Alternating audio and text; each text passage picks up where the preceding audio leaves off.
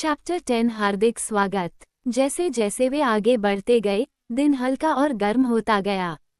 कुछ देर बाद नदी एक खड़ी भूमि के किनारे से होकर उनके बाईं ओर आ गई। उसके चट्टानी पैरों के नीचे एक अंतर्देशीय चट्टान की तरह सबसे गहरी धारा बह रही थी और उछल रही थी।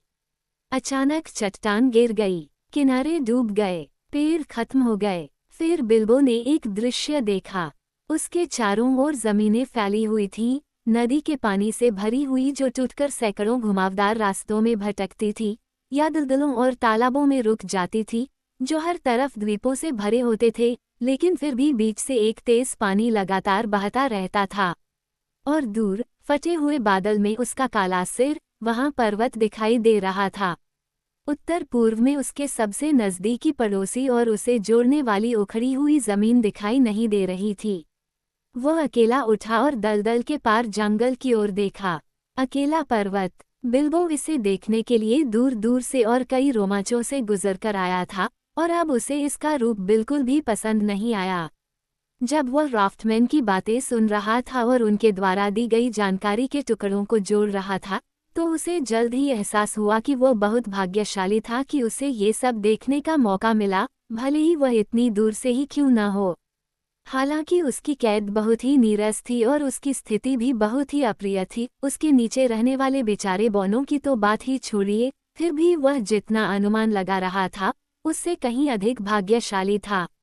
बातचीत में जलमार्गों पर आने जाने वाले व्यापार और नदी पर यातायात की वृद्धि, पूर्व से मिरकुड की ओर जाने वाली सड़कें गायब हो गईं या उनका उपयोग बंद हो गया, और झील के लोगों और वुडल्स के बीच फॉरेस्ट नदी के रख रखाव और तटों की देखभाल के बारे में होने वाली बहसें शामिल थीं।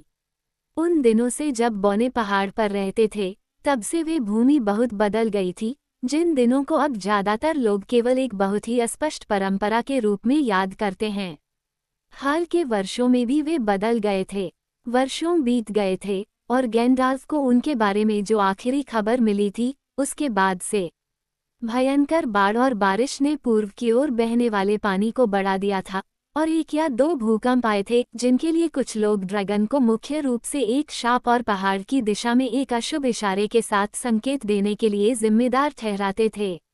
दलदल और दलदल दोनों तरफ और भी चौड़े हो गए थे, रास्ते गायब हो गए थे, और कई सवार और घुमक्कड़ भी, अगर उन्होंने खोए हुए रास्ते खोजने की कोशिश की थी। जंगल के बीच से एल्फ रोड, जिसे बौने बियोर्न की सलाह पर अपनाते थे, अब जंगल के पूर्वी किनारे पर एक संदिग्ध और कम इस्तेमाल किए जाने वाले अंत में आ गया था। केवल नदी अब उत्तर में मिरकुड के किनारों से पहाड़ की छाया वाले मैदानों तक एक सुरक्षित रास्ता प्रदान करती थी, और नदी की रक्षा वुडल्स के राजा द्वारा की जाती थी। तो आप देख सकते हैं कि बिल्बो आखिरकार सिर्फ एक ही रास्ते से आया था जो कि अच्छा था। बैरल पर कांप रहे मिस्टर बैगिंस को शायद थोड़ी राहत मिलती, अगर उन्हें पता होता कि इस बात की खबर दूर दूर तक गैंडाल्फ तक पहुंच गई है और उन्हें बहुत चिंता हो रही है, और वह वास्तव में अपना दूसरा काम निपटा रहे हैं, जो इस कहानी में नहीं आता, और थोरिन की कंपनी की तलाश में आने के लिए तैयार हो रहे हैं। लेकिन बिल्बो को यह नहीं पता था। उसे बस इतना पता था कि नदी लगातार बहती जा रही थी, और वह भूखा था, और उसकी नाक में भयंकर सर्दी थी, और उसे यह पसंद नहीं था कि पहाड़ उसके करीब आते ही उसे देखकर भौहें सिकोड़ रहा था और उसे धमका रहा था। हालांकि थोड़ी देर बाद नदी ने और अधिक दक्षिण की ओर रुख किया और पहाड़ फिर से पीछे हट गया, और अंत में, दिन के अंत में जब तट चट्टानी हो गए, नदी ने अपने सभी भटकते पानी को एक गहरी और तेज बाढ़ में इकट्ठा किया, और वे बहुत तेजी से बह गए।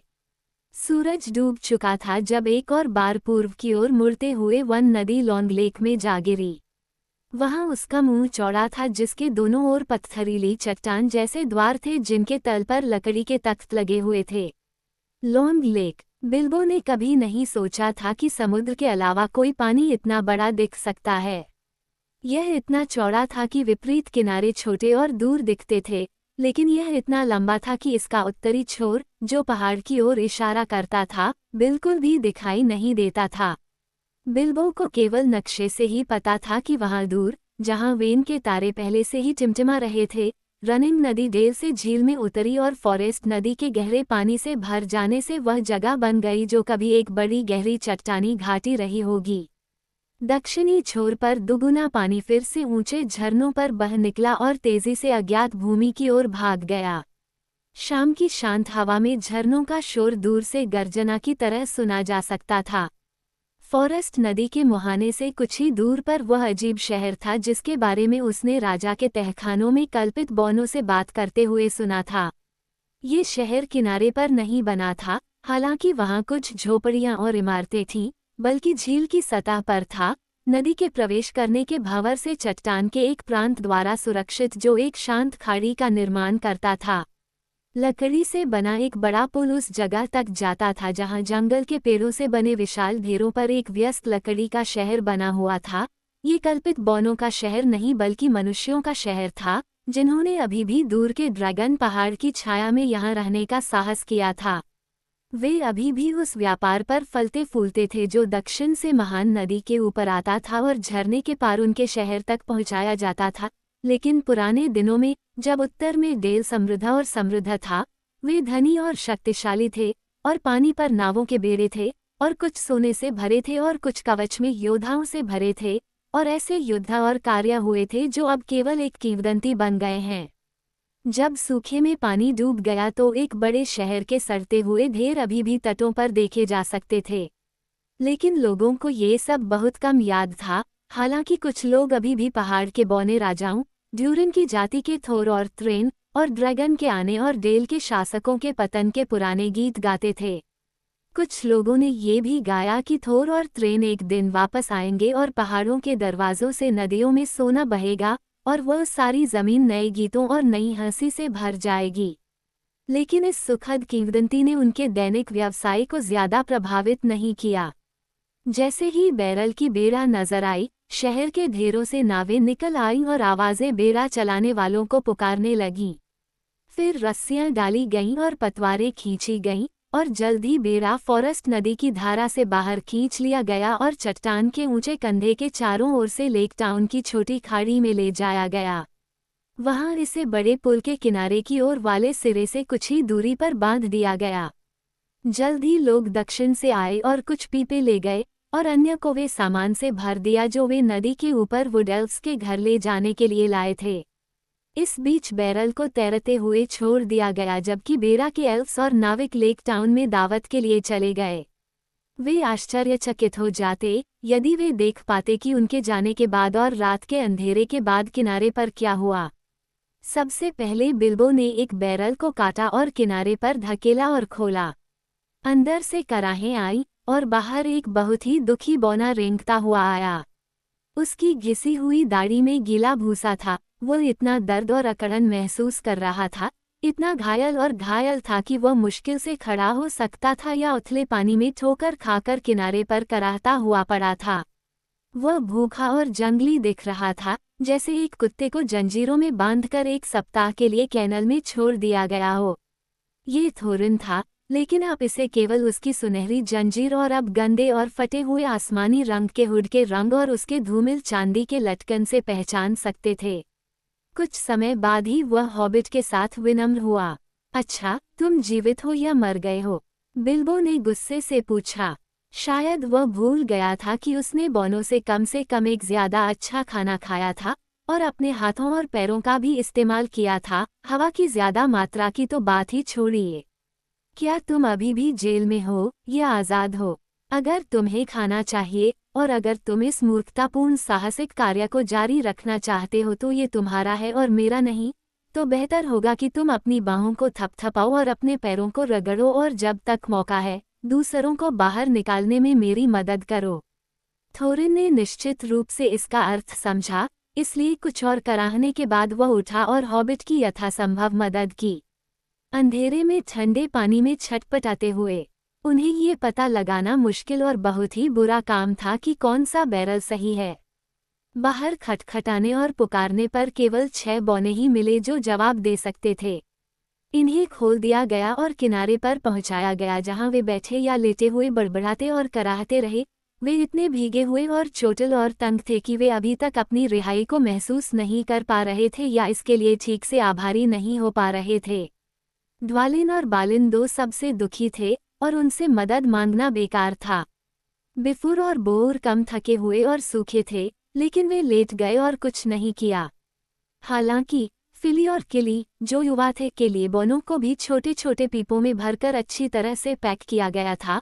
वे कमोबेश मुस्कुराते हुए बाहर आए। केवल एक दो खरोंचें थीं और एक अकड़न थी जो जल्द ही ठीक हो गई।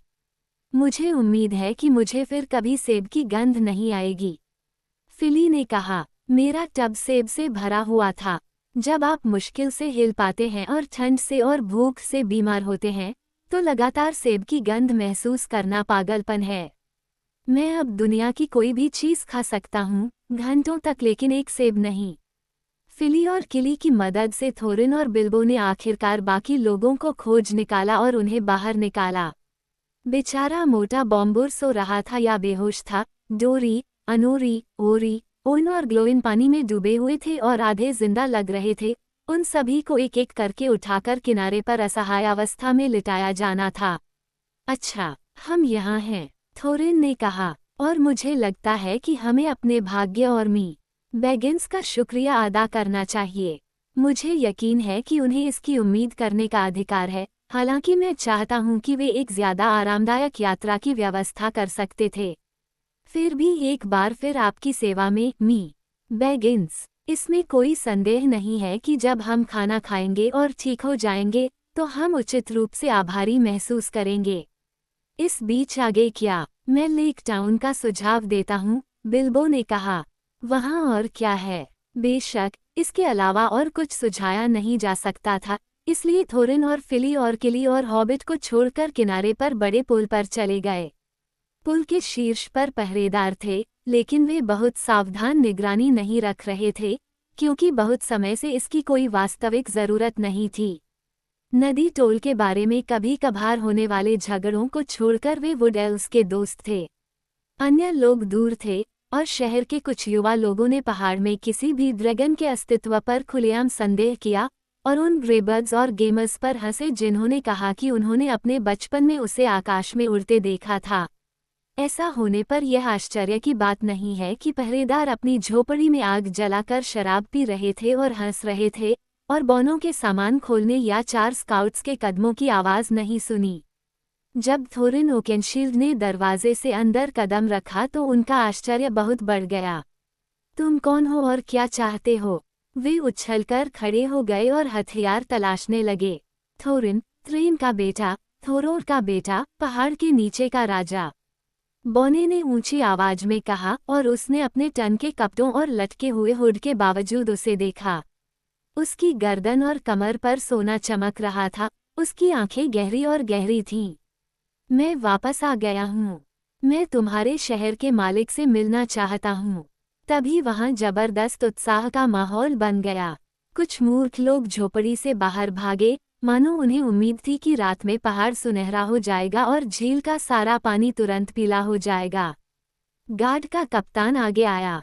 और ये कौन है? उसने फिली, किली और बिल्बो की ओर इशारा करते हुए पूछा। मेरे पिता की बेटी के बेटे, थोरिन ने उत्तर दिया। डूरिन की जाति के फिली और किली, और श्री बैगिंस जो हमारे साथ पश्चिम से यात्रा कर रहे हैं। यदि आप शांति से आ रहे हैं तो अपने हथियार डाल दें, कप्तान ने कहा। हमारे पास कोई हथियार नहीं है, थोरिन ने कहा, और यह सच था। उनके चाकू लकड़ी के कल्पित बोनों ने उनसे छीन लिए थे, और महान तलवार ऑक्रिस्ट ने भी।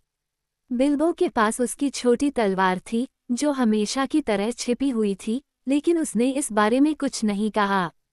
हमें हथियारों की कोई ज़रूरत नहीं है, जो आखिरकार हमारे पास लौट आए हैं, जैसा कि पुराने समय में कहा गया था। नहीं, हम इतने सारे लोगों से लड़ सकते हैं। हमें अपने मालिक के पास ले चलो, वह दावत पर है, कप्तान ने कहा। तो फिर हमें उसके पास ले जाने का और भी कारण है, फिली ने कहा, जो इन समारोहों में अधीर हो रहा था। हम अपनी लंबी यात्रा के कारण थके हुए और भूखे हैं, और हमारे साथी बीमार हैं। अब जल्दी करो और हमें और कुछ नहीं कहना, नहीं तो तुम्हारे मालिक को तुमसे कुछ कहना पड़ सकता है। तो मेरे पीछे आओ, कप्तान ने कहा, और अपने साथ 6 आदमियों को लेकर वह उन्हें पुल के पार फाटकों से होते हुए शहर के बाजार में ले गया। ये शांत पानी का एक विस्तृत घेरा था जिसके चारों ओर ऊंचे ढेर थे जिन पर बड़े घर बने हुए थे, और लकड़ी के लंबे घाट थे जिनमें झील की सतह तक जाने के लिए कई सीढ़ियां और सीढ़ियां थीं। एक बड़े हॉल से कई रोशनियां चमक रही थीं और वहां से कई आवाजें आ रही थीं। वे उसके दरवाजे से गुजरे और रोशनी में पलके झपकाते हुए लोगों से भरी लंबी मेजों को देखते रहे। मैं थोरिन हूँ, त्रीन का पुत्र, थोर का पुत्र, पहाड़ के नीचे का राजा। मैं वापस आ रहा हूँ। कप्तान के कुछ कहने से पहले ही थोरिन ने दरवाजे से ऊंची आवाज में चिल्लाया। सभी लोग उछलकर खड़े हो गए। शहर का मालिक अपनी बड़ी कुर्सी से उछल पड़ा, लेकिन हॉल के निचले सिरे पर बैठे कल्पित बौनों के बेड़ा चलाने वालों से ज्यादा कोई भी आश्चर्यचकित होकर नहीं उठा। मालिक की मेज के सामने आगे बढ़ते हुए वे चिल्लाने लगे, ये हमारे राजा के कैदी हैं जो भाग गए हैं, भटकते हुए आवारा बौने हैं जो अपना कोई अच्छा लेखा जोखा नहीं दे सके, जंगल में घुस आए हैं और हमारे लोगों को परेशान कर रहे हैं। क्या ये सच है? मास्टर ने पूछा। असल में उन्होंने सोचा कि यह पहाड़ के नीचे राजा की वापसी से कहीं ज्यादा संभावना है, अगर ऐसा कोई व्यक्ति कभी अस्तित्व में था। ये सच है कि जब हम अपनी भूमि पर वापस लौट रहे थे तो एल्वेन किंग ने हमें गलत तरीके से रोका और बिना किसी कारण के हमें कैद कर लिया, थोरिन ने उत्तर दिया। लेकिन ताला या रोक पुराने समय की घर वापसी में बाधा नहीं डाल सकती। नहीं, यह शहर वुड एल्व्स के दायरे में आता है। मैं झील के लोगों के शहर के मालिक से बात कर रहा हूँ, राजा के बेड़ा चलाने वालों से नहीं। फिर गुरु ने झिझकते हुए एक से दूसरे की ओर देखा। एल्वेन राजा उन इलाकों में बहुत शक्तिशाली था और गुरु उसके साथ कोई दुश्मनी नहीं चाहता था, नहीं वह पुराने गीतों के बारे में ज्यादा सोचता था। वह अपना ध्यान व्यापार और टोल, माल और सोने पर लगाता था, जिसकी आदत के कारण वह अपना पद प्राप्त कर सका था। हालांकि अन्य लोग अलग विचार रखते थे और जल्दी ही मामला उसके बिना ही सुलझ गया। खबर हॉल के दरवाजे से आग की तरह पूरे शहर में फैल गई थी। लोग हॉल के अंदर और बाहर चिल्ला रहे थे। घाटों पर जल्दी जल्दी चलने वाले पैरों की भीड़ थी। कुछ लोग पहाड़ के नीचे राजा की वापसी के बारे में पुराने गीतों के अंश गाने लगे, ये कि यह थोरोर का पोता था न कि खुद थोरोर जो वापस आया था, उन्हें बिल्कुल भी परेशान नहीं करता था। दूसरों ने गाना शुरू कर दिया और यह झील के ऊपर जोर से और ऊंचा गूंजने लगा। पहाड़ों के नीचे का राजा, नक्काशीदार पत्थरों का राजा, चांदी के झरनों का स्वामी अपने अधिकार में आएगा। उसका मुकुट ऊंचा उठाया जाएगा, उसकी वीणा पुनः बजाई जाएगी, उसके भवन स्वर्णिम स्वरों से गूंज उठेंगे, प्राचीन काल के गीत पुनः गाए जाएंगे। जंगल पहाड़ों पर लहराएंगे और घास सूरज के नीचे होगी, उसकी संपत्ति झरनों में बहेगी और नदियां सुनहरी बहेंगी। नदियां प्रसन्नता से बहेंगी, झीलें चमकेंगी और जलेंगी, पर्वत राज के लौटने पर सारा दुख और उदासी समाप्त हो जाएगी। इसलिए उन्होंने गाया, यह बहुत कुछ ऐसा ही, लेकिन इसमें बहुत ज्यादा शोर था और बहुत ज्यादा चिल्लाहट थी और साथ ही वीणा और वायलिन का संगीत भी था। वास्तव में शहर में ऐसा उत्साह पहले कभी नहीं देखा गया था। सबसे पुराने दादा के वुड एल्व्स खुद बहुत आश्चर्यचकित होने लगे और डरने भी लगे। उन्हें नहीं पता था कि थोरिन कैसे बच गया और उन्हें लगने लगा कि उनके राजा ने शायद कोई गंभीर गलती की है। जहां तक मास्टर का सवाल है, उसने देखा कि आम शोरगुल का पालन करने के अलावा और कोई विकल्प नहीं था, क्योंकि किसी भी हालत में और यह मानने का दिखावा करना कि थोरिन वही था जो उसने कहा था। इसलिए उसने उसे अपनी बड़ी कुर्सी दे दी और फिली और किली को उसके बगल में सम्मान के स्थान पर बिठा दिया। यहाँ तक कि बिल्बो को भी ऊंची मेज पर बैठने की जगह दी गई और सामान्य हलचल में यह नहीं पूछा गया कि वो कहाँ आया था। किसी भी गाने में उसका उल्लेख सबसे स्पष्ट तरीके से भी नहीं किया गया था। इसके तुरंत बाद अन्य बौनों को आश्चर्यजनक उत्साह के दृश्यों के बीच शहर में लाया गया। उन सभी का इलाज किया गया, उन्हें भोजन कराया गया, रहने की व्यवस्था की गई और उन्हें सबसे सुखद और संतोषजनक तरीके से लाड़ प्यार दिया गया। थोरिन और उसके साथियों को एक बड़ा घर दिया गया, उनकी सेवा में नावें और नाविक रखे गए और भीड़ बाहर बैठकर पूरे दिन गीत गाती रही, या अगर कोई बौना अपनी नाक भी दिखाता तो लोग जयकार करते।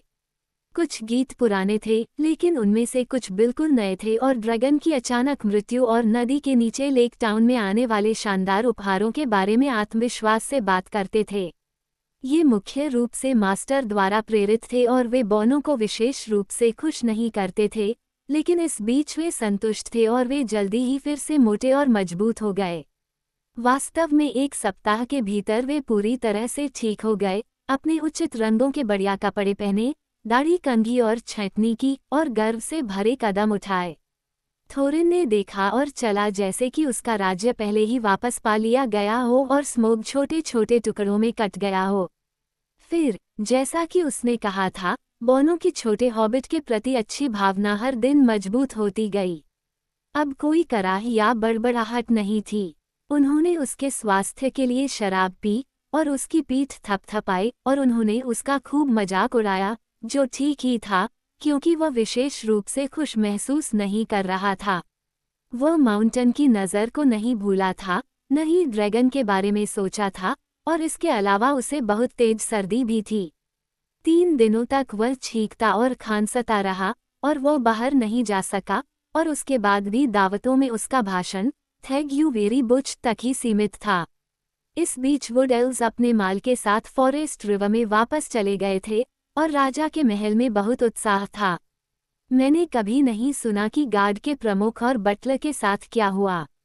बेशक, जब बोने लेक टाउन में रहे तो चाबियों या बैरल के बारे में कभी कुछ नहीं कहा गया था, और बिल्बो कभी भी अदृश्य नहीं होने के लिए सावधान था। फिर भी, मैं हिम्मत करके कह सकता हूँ, और भी बहुत कुछ अनुमान लगाया गया था जितना ज्ञात था, उससे कहीं अधिक, हालांकि निस्संदेह श्री बैगिन्स एक रहस्य बने रहे। किसी भी मामले में राजा को अब बोनो के काम के बारे में पता था, या उसने सोचा कि उसे पता था, और उसने खुद से कहा, बहुत बढ़िया, हम देखेंगे। इस मामले में मेरे कुछ कहे बिना कोई भी खजाना मिर्कवुड से वापस नहीं आएगा। लेकिन मुझे उम्मीद है कि वे सभी बुरे अंजाम पर पहुंचेंगे और उन्हें इसका उचित दंड मिलेगा। किसी भी हालत में वो बोनो द्वारा स्मॉग जैसे ड्रैगन से लड़ने और उन्हें मारने में विश्वास नहीं करता था, और उसे चोरी या इस तरह की किसी चीज की कोशिश का पक्का संदेह था, जो दर्शाता है कि वह एक बुद्धिमान योगिनी था और शहर के लोगों से ज्यादा बुद्धिमान था। हालांकि यह बिल्कुल सही नहीं था, जैसा कि हम अंत में देखेंगे। उसने अपने जासूसों को झील के किनारे और पहाड़ की ओर उत्तर की ओर जहां तक वे जा सकते थे, भेजा और इंतजार किया। पखवाड़े भर बाद थोरिन ने प्रस्थान के बारे में सोचना शुरू किया। जब तक शहर में उत्साह बना हुआ था, तब तक मदद लेने का समय था। देरी करके सब कुछ ठंडा होने देना ठीक नहीं था, इसलिए उसने मास्टर और उसके सलाहकारों से बात की और कहा कि जल्द ही उसे और उसके साथियों को पहाड़ की ओर जाना चाहिए। तब पहली बार मास्टर को आश्चर्य हुआ और थोड़ा डर भी लगा, और उसे आश्चर्य हुआ कि क्या थोरिन वाकई पुराने राजाओं का वंशज था। उसने कभी नहीं सोचा था कि बोने वास्तव में स्मोग के पास जाने की हिम्मत करेंगे, लेकिन उसे विश्वास था कि वे धोखेबाज हैं जिन्हें जल्द या बाद में खोज लिया जाएगा और बाहर निकाल दिया जाएगा। वो गलत था। बेशक, थोरिन वास्तव में पहाड़ के नीचे के राजा का पोता था, और कोई नहीं जानता कि एक बोना बदला लेने या खुद की वसूली के लिए क्या करने की हिम्मत नहीं करेगा। लेकिन मास्टर को उन्हें जाने देने का बिल्कुल भी अफसोस नहीं था। उन्हें रखना महंगा था, और उनके आने से चीजें एक लंबी छुट्टी में बदल गई थीं, जिसमें व्यापार ठप हो गया था। उन्हें जाने दो और स्मोग को परेशान करो, और देखो वो उनका कैसे स्वागत करता है। उसने सोचा, निश्चित रूप से, हे थोरिन थ्रेन के बेटे थोर के बेटे। उसने यही कहा, तुम्हें अपना दावा करना चाहिए। समय आ गया है, जैसा कि पुराने समय में कहा गया है। हम जो मदद कर सकते हैं, वह तुम्हारी होगी, और जब तुम्हारा राज्य वापस आ जाएगा, तो हम तुम्हारे आभार पर भरोसा करते हैं। इसलिए एक दिन, हालांकि अब शरद ऋतु का मौसम बहुत दूर जा रहा था, हवाएं ठंडी थीं और पत्तियां तेजी से गिर रही थीं, 3 बड़ी नावें झील शहर से रवाना हुई, जो नाविकों, बोनो, मिस्टर बैगिन्स और बहुत सारे खाद्य पदार्थों से लदी हुई थीं। घोड़ों और टट्टुओं को घुमावदार रास्तों से उनके नियत स्थान पर उनसे मिलने के लिए भेजा गया था। मास्टर और उनके सलाहकारों ने झील तक जाने वाले टाउन हॉल की बड़ी सीढ़ियों से उन्हें विदाई दी। लोग घाटों पर और खिड़कियों से बाहर गा रहे थे। सफ़ेद पतवारें डूबी और छप छप की आवाज़ें कर रही थीं, और वे अपनी लंबी यात्रा के अंतिम चरण में झील के उत्तर की ओर बढ़ गए। एकमात्र व्यक्ति जो पूरी तरह से दुखी था, वह था बिल्बो।